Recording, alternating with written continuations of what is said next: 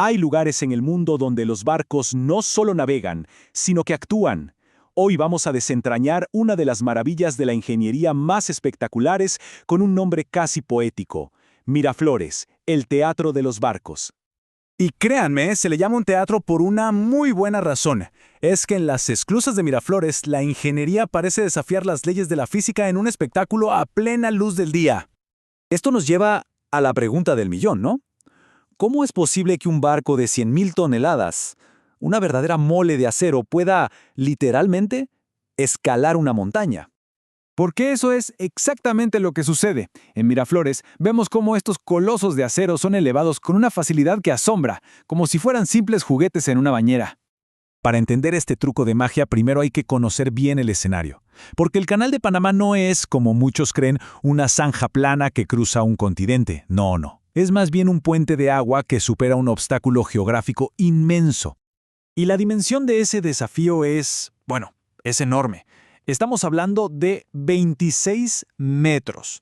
Esa es la altura que cada barco debe ascender para poder cruzar la cordillera continental y llegar al nivel del lago Gatún. Entonces, ¿cómo lo logran? Pues la respuesta está en estas estructuras impresionantes, las esclusas. La mejor manera de imaginarlas es como si fueran unos ascensores de agua gigantes, diseñados para una sola cosa: subir y bajar barcos. Y aquí viene la parte más brillante de todo el diseño. El gran secreto no está en motores descomunales ni en una fuerza mecánica increíble. El secreto es la gravedad. Sí, la fuerza más simple y elegante de todas es la que impulsa esta magia. A ver, veamos cómo funciona este ascensor de agua paso a paso. Primero, el barco entra tranquilamente en la cámara de la esclusa. Segundo, unas compuertas de acero macizo, gigantescas, se cierran detrás aislándolo por completo. Tercero, la cámara empieza a llenarse con agua que fluye desde el nivel superior. Y cuarto, como si fuera un corcho, el barco simplemente se eleva junto con el nivel del agua. Así de simple. Y esto es lo que demuestra la genialidad del sistema. Uno se imagina, unas bombas mecánicas gigantescas haciendo un trabajo titánico, pero la realidad es mucho más elegante: simple gravedad y agua de lluvia. No hay motores, no hay bombas para elevar esas miles de toneladas. Ok, pero ¿de dónde sale tantísima agua? Bueno, todo el sistema se alimenta de las lluvias tropicales de Panamá, que se almacenan en el inmenso lago Gatún.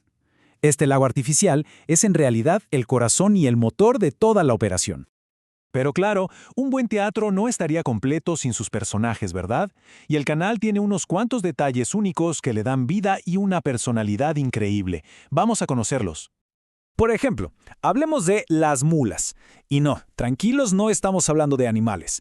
En el lenguaje del canal, las mulas son estas locomotoras eléctricas superpotentes que corren sobre rieles a los costados. Su trabajo es clave: guiar a los barcos con una precisión milimétrica para que no choquen contra los muros. Y como en todo buen teatro, pues hay que pagar la entrada.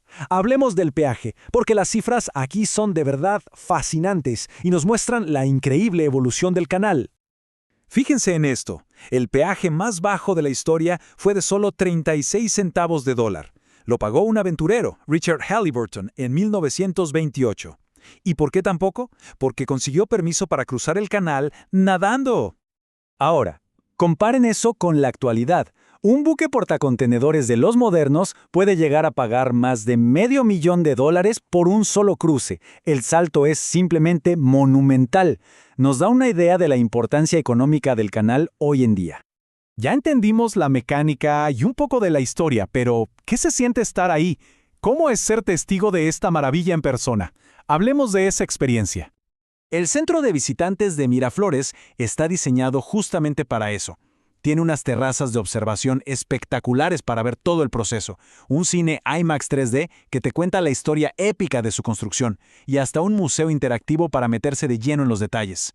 Pero, más allá de todo eso, la experiencia central, la que se queda grabada, es esta: ver un barco gigantesco pasar a solo unos metros de distancia, elevándose o descendiendo en un silencio que es impulsado solo por el agua.